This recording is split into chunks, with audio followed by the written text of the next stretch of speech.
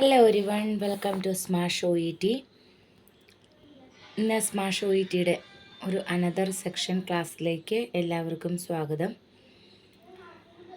നമ്മൾ കുറച്ച് ദിവസമായി റീഡിങ് പഠിച്ചിട്ട്. അപ്പോൾ ഇന്ന് നമുക്ക് റീഡിങ്ങിൻ്റെ ഒരു സെക്ഷൻ ക്ലാസ് നമുക്ക് നോക്കാം.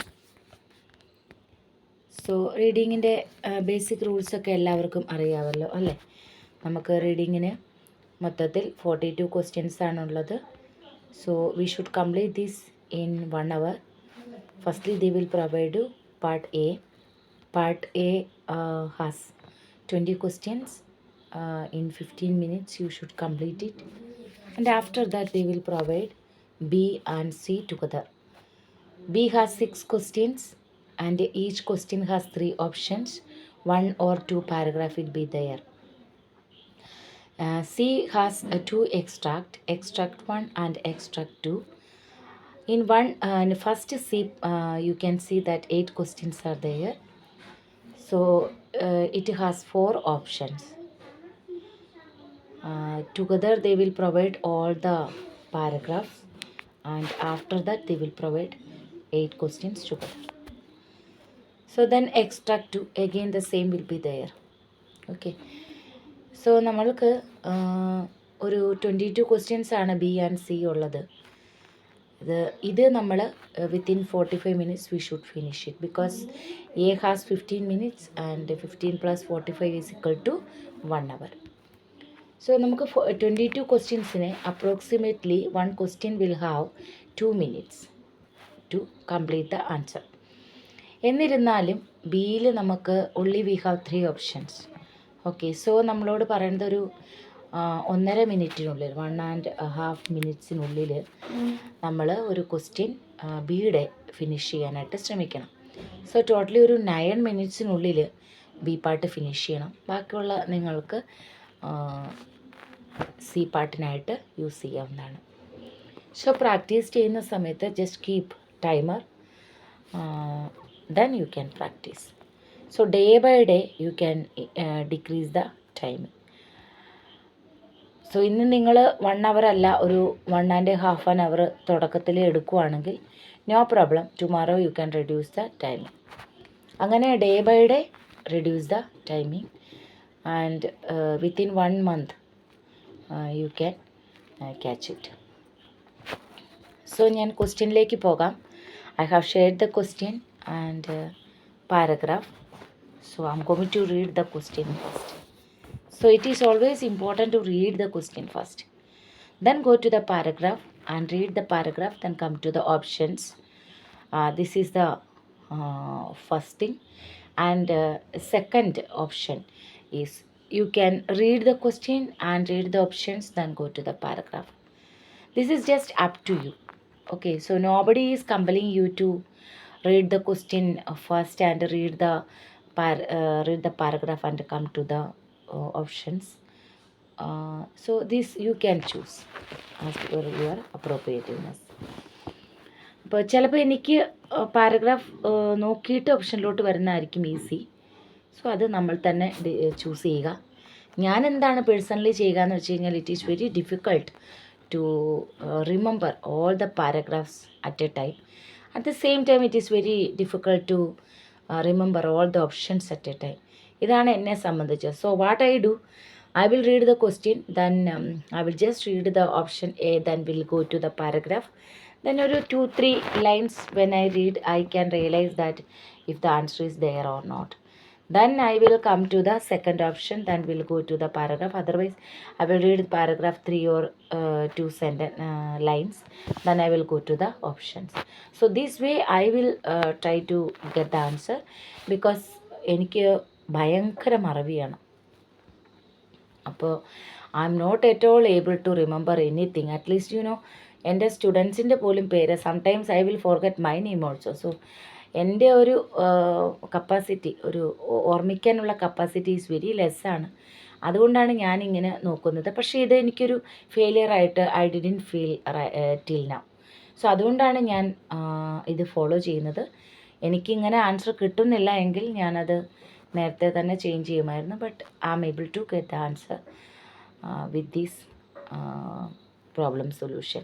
സോ നമ്മൾക്ക് ക്വസ്റ്റ്യൻ വായിക്കാം. According to paragraph 5 people with B P D have. അപ്പം നമുക്കൊരു പാരഗ്രാഫാണ് 5 paragraph.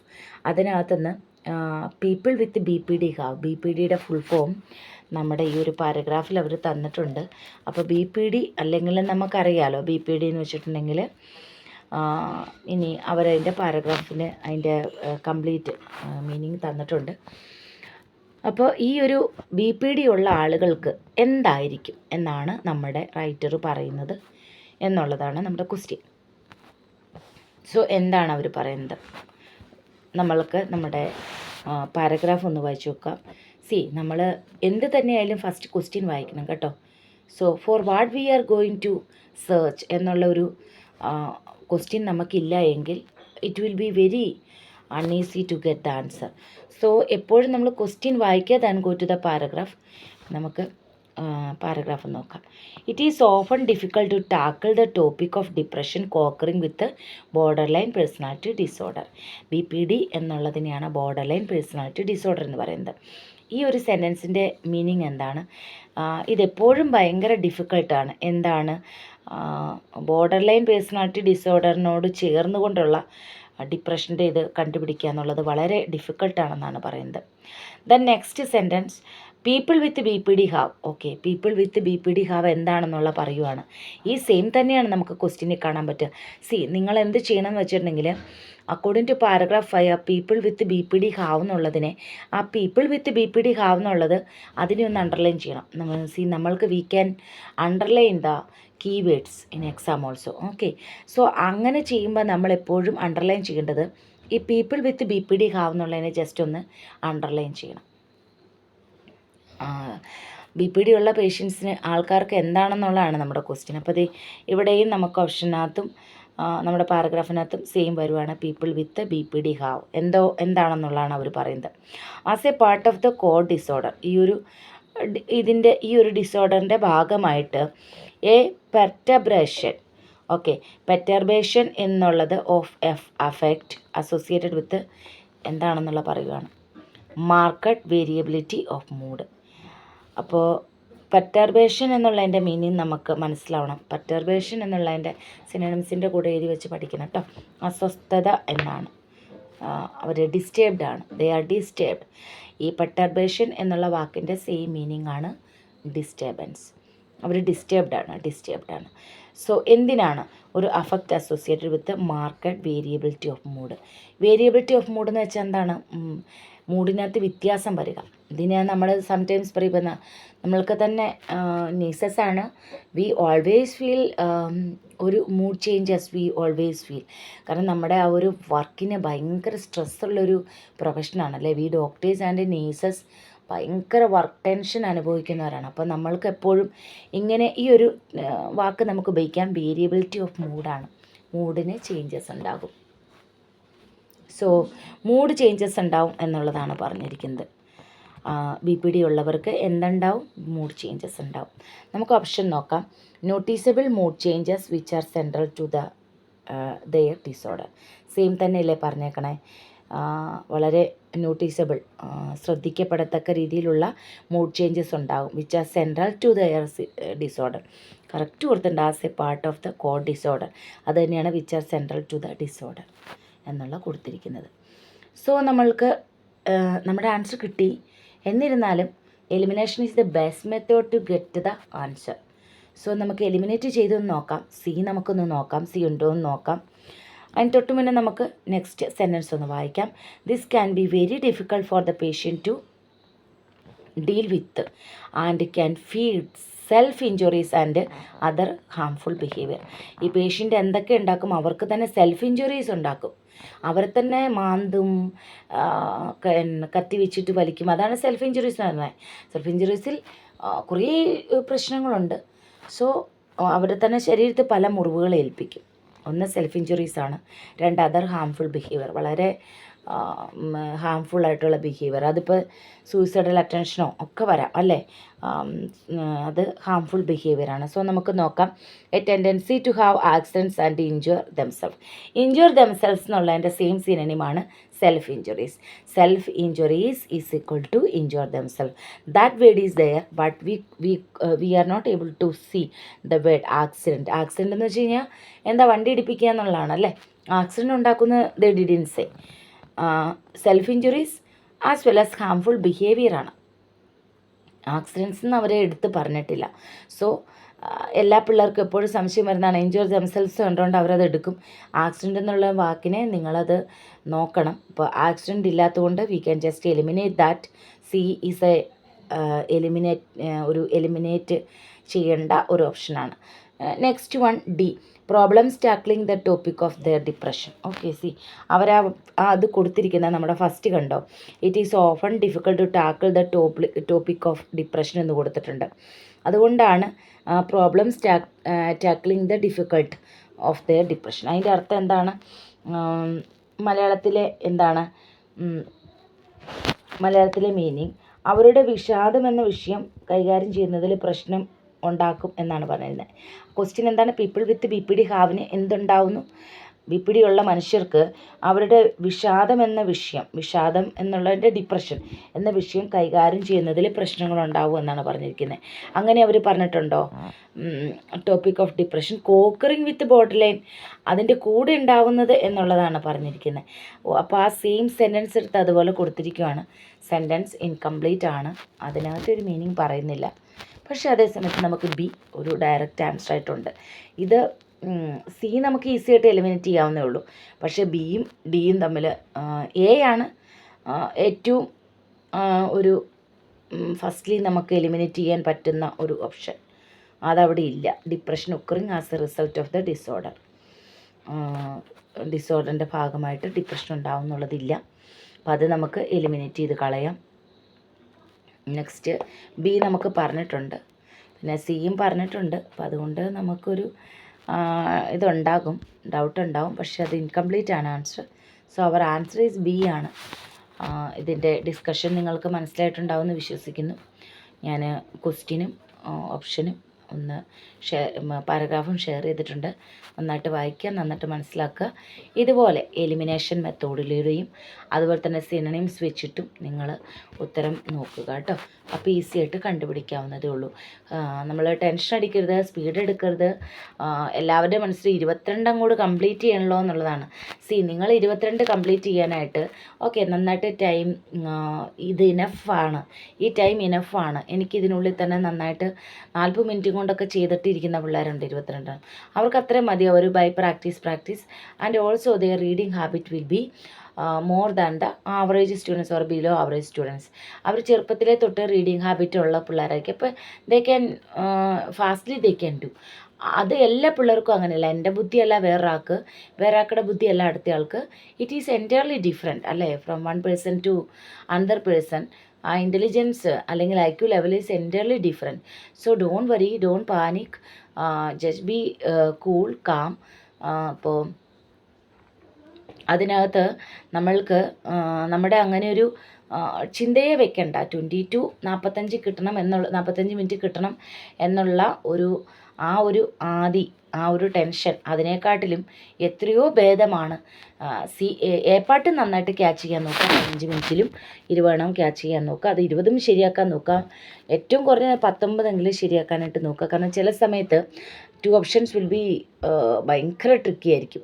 2 questions will be very tricky ആയിരിക്കും. അങ്ങനെയുള്ളപ്പോൾ 18 ആയിപ്പോവും നമുക്ക്. ഇല്ല നല്ല ഈസി ആയിട്ട് വരുന്ന സമയത്ത് 20 നിങ്ങൾക്ക് കിട്ടും. അത് ആ പേപ്പറിൻ്റെ ഇതനുസരിച്ചിട്ട് അന്നത്തെ എക്സാം പോലെ ഇരിക്കും. അപ്പോൾ അങ്ങനെ മാക്സിമം ചെയ്യാനായിട്ട് ശ്രമിക്കുക. പിന്നെ 22 എണ്ണത്തിൽ നമ്മൾക്കൊരു 18 എണ്ണമാണ് ഇവിടെ കിട്ടുന്നതെങ്കിൽ 15 എണ്ണം കിട്ടിയാൽ നമുക്ക് 33 എണ്ണമായി അല്ലേ. നമുക്ക് 30 റൈറ്റ് ആൻസേഴ്സ് മതി. അപ്പോഴും എക്സ്ട്രാ 15 എണ്ണം കിട്ടുവാണെങ്കിൽ നമുക്ക് 33 ആവുന്നത്. അപ്പോൾ അതുകൊണ്ട് തന്നെ വൃത്തിയായിട്ട് ടെൻഷൻ അടിക്കാതെ 15 എണ്ണം ശരിയാക്കിക്കൊണ്ട് ചെയ്യാൻ ശ്രമിച്ചാലും നമ്മൾക്ക് ആൻസർ കിട്ടും. ഇത് ഞാൻ പറയുന്നത് എല്ലാ ഉത്തരവും കിട്ടുന്ന എല്ലാ ക്വസ്റ്റ്യനും ആൻസർ ചെയ്യാനായിട്ട് കപ്പാസിറ്റിയുള്ള സ്കിൽഡ് ആയിട്ടുള്ള കുട്ടികളോടല്ല കേട്ടോ, അതിൽ കഴിവ് കുറഞ്ഞ കുട്ടികളോടാണ്. The students who are not at all getting all answers, I mean B and C 22 questions, if they are not getting in the right time, അവരോട് മാത്രമാണ്. For them I M telling, don't hurry, don't worry, don't be panic, B okay all the time and try to get at least 15 right answers from 45 minutes. അപ്പോൾ hurry ആവണ്ട, കാമായിട്ട് ചെയ്താൽ മതി, നിങ്ങൾക്ക് answer കിട്ടിക്കോളും. കാമാണെങ്കിൽ easy ആയിട്ട് കിട്ടും. ഓക്കെ, സോ ഇന്നത്തെ ഈ ക്ലാസ് നിങ്ങൾക്ക് എഫക്റ്റീവ് ആണെന്ന് ഞാൻ വിശ്വസിക്കുന്നു. കാണുന്നവരൊന്നും ഒരു കമൻ്റ് ഇടാറില്ല കേട്ടോ. ജസ്റ്റ് ഒന്ന് കമൻ്റൊക്കെ ഇടുന്നേ, അപ്പോൾ എന്നാലല്ലേ നമ്മൾക്ക് ഇടാൻ പറ്റുള്ളൂ. ശരിയാണ്, നമ്മൾക്കിപ്പോൾ റിക്രൂട്ട്മെൻ്റ് ഒന്നുമില്ല, അതുകൊണ്ടായിരിക്കും പിള്ളേർക്ക് അങ്ങനെ കണ്ടുപോണ കമൻ്റൊക്കെ ഇടാൻ പറ്റാത്തത്. എന്തായാലും നമ്മൾക്ക് നേഴ്സുമാർക്ക് ഒരു കാലത്തും നമ്മൾക്ക് അവിടെ വേക്കൻസിക്ക് ഒരു ക്ഷാമം വരില്ല. ഇപ്പോൾ ഇച്ചിരി അടച്ചു പൂട്ടി വെച്ചേക്കുന്നത് അവർ ഒത്തിരി പേരെ എടുത്തു പോയത് കൊണ്ടാണ്. എന്തായാലും ഒരു 1 or 2 ഇയേഴ്സിനുള്ളിൽ നമ്മൾക്ക് റിക്രൂട്ട്മെൻറ്റ് കരുതും തന്നെ നമ്മൾക്ക് വിശ്വസിക്കാം. ഞങ്ങളെപ്പോലുള്ളവരൊക്കെ പഠിപ്പിക്കുന്നവരൊക്കെ ഒത്തിരി പേര് വെയിറ്റ് ചെയ്യുമല്ലേ, പോകാൻ കിട്ടിയിട്ടുള്ളവരും വെയിറ്റ് ചെയ്യുന്നുണ്ട്. ഇനി എഴുതിയിട്ട് പോകാനിരിക്കുന്ന പിള്ളേരൊക്കെ എല്ലാവരുടെയും ഒരു ഡ്രീം കൺട്രിയാണ് UK എന്ന് പറയുന്നത്. അയർലൻഡ്, അതുപോലെ തന്നെ ന്യൂസിലാൻഡ്, ഓസ്ട്രേലിയ എല്ലാം. അപ്പോൾ എല്ലാവർക്കും ആഗ്രഹമുണ്ട്. എന്തായാലും വേക്കൻസി ഒക്കെ വരും. ആ സമയത്ത് നമുക്ക് എഴുതി നമുക്ക് സെറ്റായിട്ടിരുന്നാൽ നമുക്ക് ആദ്യം പോകാൻ പറ്റും. ഇപ്പോൾ റിക്രൂട്ട്മെൻറ്റ് UK ഇല്ലാണ്ടായിട്ട് എൻ്റെയൊക്കെ 2023 ലാസ്റ്റോടുകൂടി പിള്ളേർ പോയതാണ്. പിന്നെയുള്ള പിള്ളേരൊന്നും അപ്പോൾ 1 ഇയർ മൊത്തം പോയിട്ടില്ല. അപ്പോൾ ഒരു 1.5 വർഷമായിട്ട് പോയിട്ടില്ല. ആരും അറിഞ്ഞിട്ടില്ലെന്നേ ഉള്ളൂ. അപ്പോൾ ഒത്തിരി ലാഗ് ആവില്ലെന്ന് എനിക്ക് തോന്നുന്നു. ഏകദേശം ഒരു 1 ഇയറൊക്കെ ഉള്ളിൽ തന്നെ അവർ റിക്രൂട്ട്മെൻറ്റ് പതുക്കെ തുടങ്ങും. അപ്പോൾ നമ്മൾ ഹോപ്പ് വിടണ്ട. OET അല്ല നിർത്തലാക്കിയിരിക്കുന്നത്, നമ്മുടെ റിക്രൂട്ട്മെൻറ്റാണ് നിർത്തലാക്കിയിരിക്കുന്നത്. റിക്രൂട്ട്മെൻറ്റ് നിർത്തലാക്കിയത് കൊണ്ടാണ് OETക്ക് ഒരു പിള്ളേർ കുറഞ്ഞിരിക്കുന്നത്. അല്ലാതെ OET ഒരിക്കലും നിർത്തലാക്കിയിട്ടില്ല. അതൊരു ലാംഗ്വേജ് കോഴ്സാണ്, that never will be stopped ആണ്. ഇപ്പോഴത്തെ ഇതനുസരിച്ചിട്ട് സ്റ്റോപ്പ് ചെയ്തിട്ടില്ല. ആൻഡ് വി ഹോപ്പ്ഫുള്ളി അങ്ങനെ തന്നെ പ്രതീക്ഷിക്കുന്നു. അപ്പോൾ IELTS പഠിച്ച് ജയിച്ചിരിക്കണ കുട്ടിക്ക് പോകാൻ പറ്റിയിട്ടുണ്ടോ? ഇല്ല. അപ്പോൾ അത് കോഴ്സിൻ്റെ അല്ല, റിക്രൂട്ട്മെൻറ്റ് ഇല്ലാത്തത് കൊണ്ടാണ്. എല്ലാം തുടങ്ങുമെന്ന് വിശ്വസിക്കാം. അതുകൊണ്ട് എല്ലാവരും പഠിച്ചുകൊള്ളുക, പഠിക്കാതിരിക്കേണ്ട. കാരണം പഠിച്ച് 3-4-5 പ്രാവശ്യമൊക്കെ എഴുതിയിട്ട് കിട്ടാത്ത പിള്ളേരും കണ്ടിന്യൂസ്ലി പഠിച്ച് അവർക്ക് കിട്ടണം എന്നുള്ള ആഗ്രഹമുള്ളവരുണ്ട്. അപ്പോൾ നിങ്ങൾ ഈ സമയത്ത് പഠിക്കാതിരുന്ന് കഴിഞ്ഞാൽ നമുക്ക് ഗ്യാപ്പ് വന്നു. അപ്പോൾ day by day you can read something, you can do something, you can do some listening, you can do some reading, you can take old writing and you can read that, you can do some speaking yourself. Okay, അങ്ങനെ ഒരു habit അങ്ങനെ കൊണ്ടുപോവുക. Okay, സമയമാകുമ്പോൾ നമുക്കെല്ലാം easy ആയിട്ട് കിട്ടും. So ഇന്നത്തെ class ഇത്തിരി അധികമായിപ്പോയി. സാധാരണ ഇത്രയും വലിയൊരു വീഡിയോ ഞാൻ ഇടാറില്ല. അപ്പോൾ ക്ലാസ് നിങ്ങൾക്ക് ഈസിയാണെന്ന് വിശ്വസിക്കുന്നു, മനസ്സിലായെന്ന് വിശ്വസിക്കുന്നു. നെക്സ്റ്റ് ക്ലാസ്സിൽ കാണാം. So thank you so much.